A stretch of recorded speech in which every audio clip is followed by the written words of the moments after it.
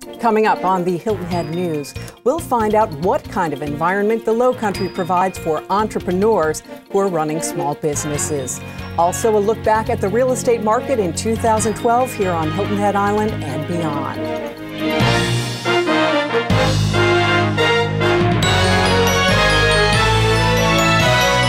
Welcome to the Hilton Head News. I'm Allie McNair. The Martin Luther King Jr. Memorial March was held Monday morning on Hilton Head Island. The march began and ended at the high school. A program followed which included the live broadcast of President Obama's inauguration.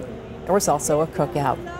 South Carolina civil rights leaders celebrated Martin Luther King Day with a rally at the State House on Monday. Improving mental health was the focus of the King Day event. The South Carolina NAACP started the annual rally back in 2000 to protest the flying of the Confederate flag atop the State House dome. The group has continued its protest as the flag remains on state grounds. It was moved to a pole beside a monument that honors Confederate soldiers on the Capitol lawn. Well, several hundred people gathered at the South Carolina State House on Saturday for a local rally as part of what national organizers called Gun Appreciation Day. Gun rights groups say the day was an effort to show opposition to new gun and ammunition restrictions proposed by President Barack Obama. Thousands more attended a gun and knife show Saturday that was held in Columbia. Many attending that gun show or the State House rally said interest was high because of President Obama's proposals. Every public school in South Carolina would have a trained police officer on site if a bipartisan bill introduced last week in the state Senate becomes law. Under that legislation, the state would pay the bill for all of those officers. According to Senate Minority Leader Nikki Sutzler, a Democrat from Lexington and a co-sponsor of the bill, the plan could cost the state between $30 million and $40 million a year. In South Carolina, school resource officers, for the most part, have been placed in high schools and middle schools. However, in the wake of the Newtown shooting, districts across the state, including Beaufort County, have taken steps to place more police officers in more schools, and that includes elementary schools. The state legislature, along with law enforcement, are continuing their efforts to shut down internet sweepstakes machines in South Carolina. Last week, the Senate passed a bill that would close a loophole that some say sweepstakes operators use to place a computerized machine in stores and bars. This week, that bill will be considered by the House. A Winthrop University fraternity is barred from holding campus events as campus police investigate complaints of hazing. The Herald of Rock Hill reports that Winthrop University's chapter of Alpha Phi Alpha has been suspended until further notice. University officials say the campus chapter of the nation's first collegiate fraternity for black men was engaged in verbal hazing. The university says it's still trying to determine who was involved after learning about that hazing in late December. If a South Carolina committee fails to reach an agreement with Georgia this week to slow the spread of salt water into wells in Beaufort and Jasper counties, their dispute could end up in court. The states disagree about the amount of water that should be pumped from the upper Floridian aquifer to supply the Savannah area. According to the South Carolina Department of Health and Environmental Control, the aquifer is a major source of drinking water in areas of Georgia and South Carolina, and that includes Hilton Head Island. A meeting this week in Atlanta will include members of the state's respective Savannah River committees, which were created in 2005 to study saltwater intrusion into that aquifer. Well, next month, the public will have an opportunity to get a close-up look at how soldiers live and train for combat. That's because the commanding general at the Army's largest training institution, or installation rather, Brigadier General Brian Roberts of Fort Jackson, says he'll host a 6-hour tour in February. The tour includes seeing how soldiers train in the field, where they chow down in the dining facility, and how they learn to shoot with an M16 simulator. Officials in Anderson are offering a reward for information leading to whomever killed a 1,700-pound exotic steer with 7-foot horns. The Anderson Independent Mail reports that Bubba, a Watusi steer, watched over calves at Cherokee Farms in Belton. On Christmas Eve, someone shot the steer and let him bleed to death. Anderson Area Crime Stoppers is offering a $1,000 reward to find out who killed Bubba. The reward was donated anonymously. Sam Brooks owned Bubba for 13 years and bought him from an Anderson man when Bubba was just a 200-pound calf. In high school basketball last week, the Eagles of Hilton Head Christian Academy beat the Dolphins of Hilton Head Prep on Tuesday. Final score of that game, Eagles 50, the Dolphins 42. Be sure to tune in for high school basketball here on WHHI TV, Wednesdays at 7:30, Saturdays at 1, and Sundays at 6. Now, when we return, a look at the impact low-country entrepreneurs have on our local and national economies. Also, details beyond the headlines with BJ Frazier of the Hilton Head Sun. The Hilton Head Humane Association is dedicated to providing a safe haven for cats and dogs, caring for 2,500 abandoned, injured, and abused animals in the past year alone. Visit hhhumane.org to see the current pets in need of forever homes, including this Pet of the Month, plus learn about upcoming adoption events and even donate online. You can also find them on Facebook, plus visit in person from 11 a.m. to 4 p.m. daily. Donate, adopt, volunteer, and make a difference at the Hilton Head Humane Association.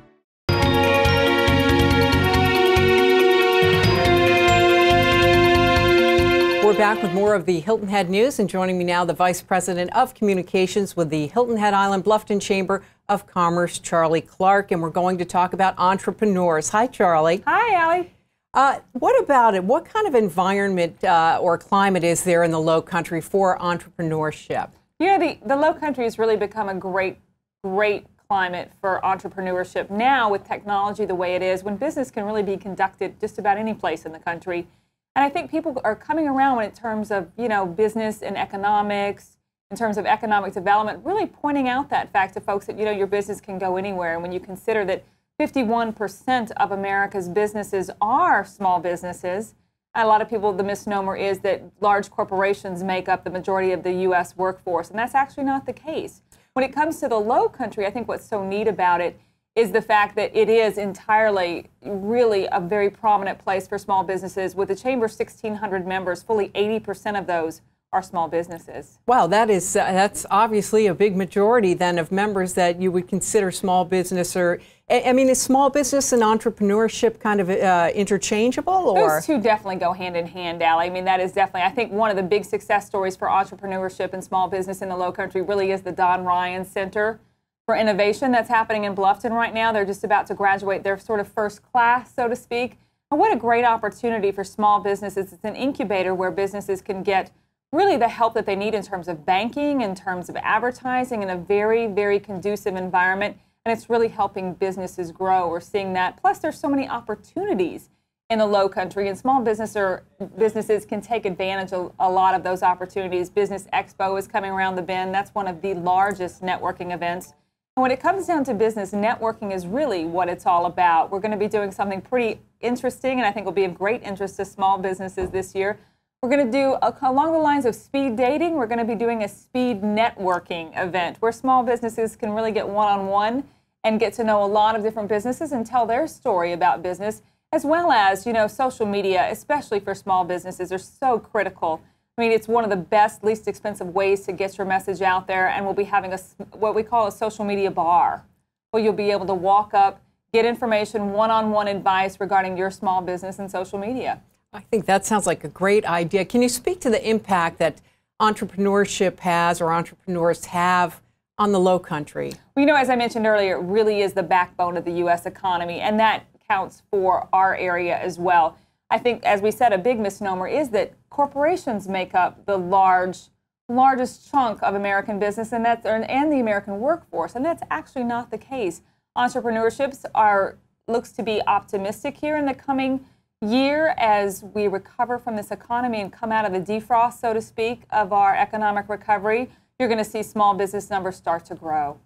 Well, Charlie Clark, Vice President of Communications for the Hilton Head Island Bluffton Chamber of Commerce, as always, thanks for joining us with some great information here on the Hilton Head News. BJ Frazier of the Hilton Head Sun joins me with a look behind the headlines making the news. Hi, BJ. Hi there, Allie.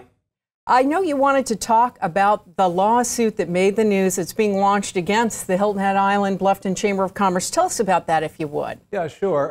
Skip Hoagland, who's a local businessman, has been after the chamber to gather more of their financial and personnel records and so forth. And without getting too much success, according to him, he has now filed a lawsuit claiming that since the Hilton Head Bluffton Chamber of Commerce receives tax funding, which of course is taxes from the bed tax, if you will, and hospitality tax, since they received that funding, they're therefore a public body and everything should be accessible. Now, the chamber has said, well, wait a minute, we've given you all detailed financial information pertaining to any tax funding, and that's where it should end. So the suit's been filed, and this should bring to a head the long-running argument about this. Well, speaking of legal battles, there's one right now that Sea Pines Resort is involved with. Speak to that, if you would. Sure. Well, the Sea Pines there are now dueling lawsuits. Sea Pines has filed a lawsuit against Performance Development Corp., who's a local software firm that has developed a reservation system for Sea Pines, and they're claiming that they've illegally used Sea Pines email addresses and so forth.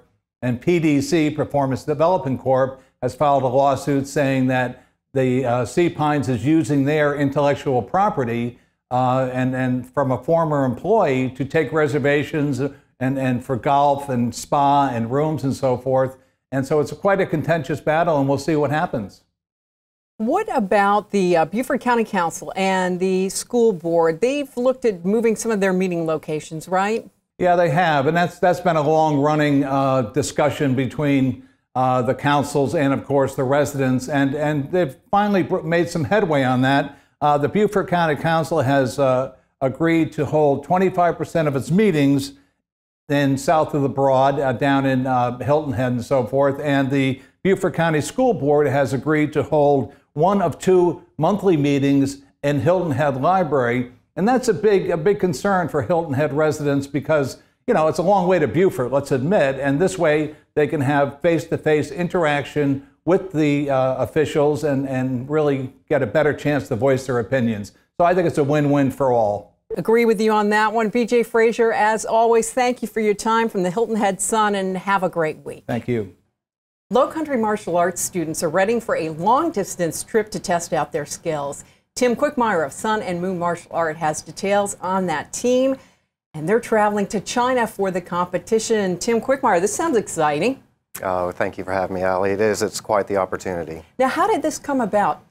We actually, some of our students and instructors qualified throughout the United States at different qualifying tournaments. So do you have a specific plan as far as how many you're taking? I mean, obviously it were those who qualified. I was picked to be a coach initially, and to pick a team from Sun and Moon. It'll actually be 2 schools representing the Southeast, Sun and Moon, and also Combat Mixed Martial Arts Studio out of Columbia, South Carolina. And when are you all going? We leave on March 19th and we return on March 30th. It sounds like a great opportunity for those young people. What countries will be there at the tournament you're attending? There's actually 30 countries going to be involved with this. The United States obviously will send 4 teams, 4 teams from China, 15 countries from Europe, Africa, Australia, South America, Central America, basically the entire world. Now, what type of martial arts will be part of that competition? This tournament's Shui Jiao. It's a very ancient art. They date it back approximately 4,000 years, and actually most martial art styles initially come from this. Tai Chi initially comes from Shui Jiao, Jiu-Jitsu, Judo, so on and so forth. Hard. I'm curious, are you ever able to kind of scout out what other countries' teams are doing? I mean, now we've got the age of YouTube and the internet. Is that possible? That is a very good question. Actually, over the last few years, all the students and parents, why don't you put something on YouTube? Put something on YouTube.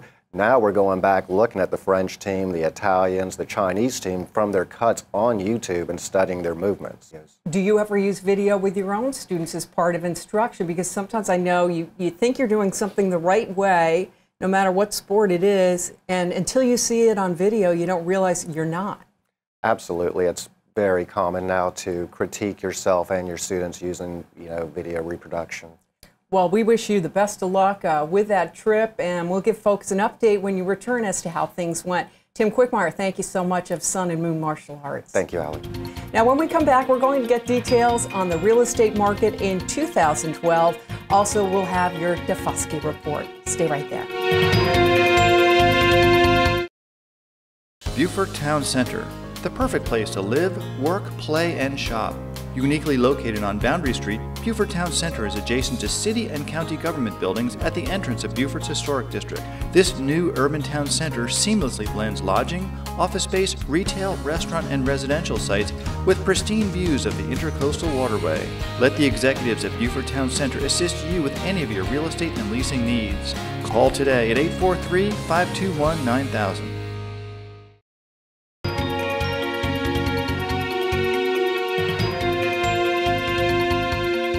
When you hear news about real estate in the Low Country area, it's likely you'll hear better news when it comes to the year 2012 than what we learned about 2011. And here to give us the details, Linda Frank. She's the president of the Hilton Head Area Association of Realtors. Linda, great to have you on Hilton Head News. Thanks so much for being here. Well, what about it? How does the local real estate market compare when you look at the end of 2011 to 2012? Well, I think if you talk to any realtor in our community, they will say that 2012 was a much better year. They were showing more properties and writing more contracts. And in fact, if you compare 2012 to 2011 year-over-year results, we were roughly about 20% higher than the prior year. So that's a really, really good sign for our market. We hear that home prices, even though sales may be up, have gone down. Are there any segments of the market that show that there have been actually price increases? Overall, median prices were down about 1%, which to us says the market has really stabilized quite a bit. And I do think that there are some pockets of price appreciation. That's going to be in the lower end of the market, whether it's villas or homes, and it's going to be where the inventory levels have come back down. And yes, we are seeing just small pockets. We hope to see more in 2013, obviously. Where should people go if they're new to investigating the housing market here on Hilton Head Island or the Low Country? Whether they're new to the area, they really haven't checked into things for a while. What do you recommend? Okay, I would recommend two things. First of all, the Hilton Head Area Association of Realtors, we have a website. You can go there. You can get some basic information about the area, but more importantly, you can find a way to contact a realtor to help you. Secondly, if you'd like to learn more about the properties that are available for sale in the area, the Hilton Head Area Multiple Listing Service has all of the listings, and you can go online and you can see lots and lots of pictures. In fact, over 90% of the people research a market by going online and looking at the Area Multiple Listing Service for information. Is there any particular area that you see today's buyers are looking at when it comes to real estate? I think it really depends on the buyer, because we attract buyers from all over, all up and down the East Coast, and frankly, internationally, we've had more buyers from all over the world lately. So it depends on what their motives are. If they're looking for a retirement home, or if they're looking for a second home, if they're looking for an investment property, it really varies. And the great thing about our area is we have real estate for all types of buyers and people who are interested in our area for different reasons. So the answer is, unfortunately, it depends. When we get statistics on real estate, one of those statistics is building. What about building here? Is it showing any signs of movement, and how do lot prices compare? Yes, I think we are seeing lots of signs of building increased. If you go around and just drive around, you will see more homes under construction or being remodeled. I don't have the latest information on the number of building permits filed through the various towns. However, I do remember reading that building permits were up all through last year. And lot prices are attractive, just like home and villa and condo pricing, down probably at least 40% off the market high. So it's a great time to buy. Well, Linda Frank, president of the Hilton Head Area Association of Realtors, thank you for joining us here on the Hilton Head News with some good news. Great, it's my pleasure. Thank you. And now it's time for the Daufuskie Report, and with that, Mary Amonetti. Hi, Mary. Hello, how are you today? Fine, thank you. I know you wanted to start by paying tribute to a Binya Foundation board member, Barbara Yosti Ashley. Tell us about her, if you would. Well, Yosti was a valuable member of our board. I mean, she worked tirelessly up until the end for Daufuskie Island, and we are missing her so very much. And we just wanted to give honor to her today and that she'll always be in our hearts as we go forward. And many people knew her, Mary, and correct me if I'm wrong, that she was really an artist in residence throughout the Southeast and also with the South Carolina Storytelling Network, Backporch Storytellers. People that came to the area loved her with her puppets. Children were entertained, and adults too. Yes, and when children would see her and adults, there's Yossi, the puppeteer. She was a professional puppeteer. Right. Well, I'm sure, as you say, she will be missed. Now, update us, if you would, on the meeting February 1st for Friends of the Daufuskie Park. What's going to be happening there? Well, you know, a lot has been happening, and there have been articles in the paper, and I think that the public really needs to get out and hear for themselves firsthand what is happening. On February the 1st, Dwayne Parrish, who is the South Carolina Park Recreation and Tourism Director, will be at a public meeting on Daufuskie Island to discuss the park. $25,000 may not seem like a lot of money to build a park today, but since they've been holding it for over 20 years, people are saying, you know, what happened to that money, and was it gaining any interest or anything? The people from Daufuskie Island, the Friends of the Park, and the Daufuskie Island Foundation, we really don't want to see just a concrete slab with a cover over it. That is not a park. So, yes, you're inviting the public to come to that meeting, and again, you said it's February 1st, right? Yes, February the 1st from 1 to 3, and the Beaufort County Council and other elected officials and those running for office have been invited to attend. This will be the first meeting, if the Beaufort County Council comes to the public hearing, that they would have attended the first hearing over there. I know you have an update for us now, Mary, regarding Daufuskie's public ferry services. Tell us. Well, you know, the ferry system is very difficult to get over to Daufuskie Island. They have cut out the hours on Sunday altogether during the winter. So for those who want to go and stay overnight on Saturday, they can't get back on Sunday. We really need to have further discussion with regards to getting better ferry service over to Daufuskie Island, because that is a treasure over there, and I think it will bring economic opportunities to the entire region. And what's going to happen as far as these discussions? Is it just a matter of raising people's awareness now that there's no service at all on Sundays? Well, if you have property over on Daufuskie and you're not behind the gated community at Hague Point, you have no way of getting back and forth. I know that the county does subsidize the ferry system, but we need to go beyond that. Well, Mary Amonetti, I want to thank you so much for this Daufuskie report and for joining us here on the Hilton Head News. Thanks. Thank you, and looking forward to seeing you again soon. And thank you for watching this edition of the Hilton Head News. I'm Allie McNair. We'll see you the next time.